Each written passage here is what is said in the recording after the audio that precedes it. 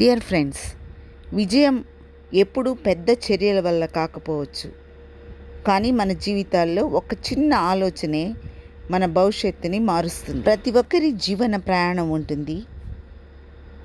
ప్రతి ప్రయాణానికి ఒక బస్సు ఉంటుంది. మీరు ఎప్పుడైనా బస్సు కోసం వేచి చూసారా? కొన్ని బస్సులు వచ్చిపోతాయి, కొన్ని ఆగుతాయి, కానీ మన గమ్యస్థానానికి తీసుకువెళ్ళేవి కావు.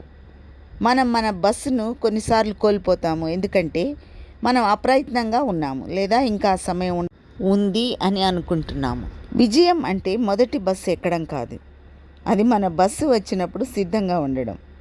మీ సమయం రానుంది, మీ తలుపు తెరవబడుతుంది.